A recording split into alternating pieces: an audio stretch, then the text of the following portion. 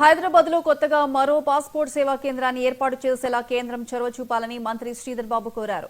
రాయదుర్గంలో ఏర్పాటు చేసిన రాయదుర్గ్ పాస్పోర్ట్ సేవా కేంద్రాన్ని ఆయన లాంఛనంగా ప్రారంభించారు. రోజురోజుకు పెరుగుతున్న జనాభాకు మరింత మెరుగైన సేవలు అందించాలంటే మరో పాస్పోర్ట్ సేవా కేంద్రం అవసరమన్నారు. ఏటా దేశవ్యాప్తంగా పాస్పోర్ట్ కోసం 1 కోటి మందికి పైగా దరఖాస్తు చేసుకుంటున్నారని, ఇందులో తెలంగాణ వాటా సుమారు 11 లక్షల వరకు ఉంటుందన్నారు. సాంకేతికతను ఉపయోగించుకుని సేవలను సమర్థవంతంగా ప్రజలకు అందించేందుకు ప్రభుత్వం కృషి చేస్తుందని మంత్రి శ్రీధర్ బాబు అన్నారు. ఈ కార్యక్రమంలో ఎంపీ కొండా విశ్వేశ్వరరెడ్డి, ఎమ్మెల్సీ మహేందర్ రెడ్డి, ఎమ్మెల్యే అరకెపూడి గాంధీ తదితరులు ఉన్నారు.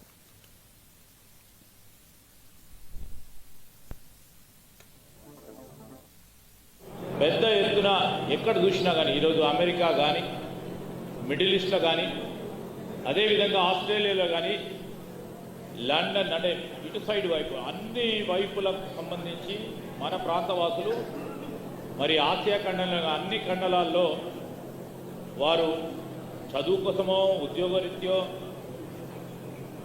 పోయి మన ఇంటి వరకే పరిమితం కాకుండా, మన రాష్ట్రం వరకే పరిమితం కాకుండా వారి జ్ఞానం, వారి పరిజ్ఞానాన్ని మరి ప్రపంచ దేశాల్లో కూడా విరోధింపే కార్యక్రమం చేస్తూ ఉన్న సందర్భం వారికి కావాల్సింది పాస్పోర్ట్.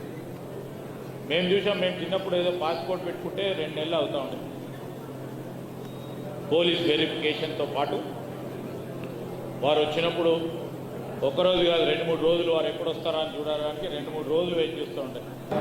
మనం చూస్తూ ఉంటాం, మన తెలంగాణలో పెద్ద ఎత్తున ఎక్కడ చూసినా కానీ ఈరోజు అమెరికా కానీ, మిడిల్ ఈస్ట్లో కానీ, అదేవిధంగా ఆస్ట్రేలియాలో కానీ, లండన్ అంటే ఇటు సైడ్ వైపు అన్ని వైపులకు సంబంధించి మన ప్రాంతవాసులు మరి ఆసియా ఖండంలో అన్ని ఖండాలలో వారు చదువు కోసమో ఉద్యోగరీత్యో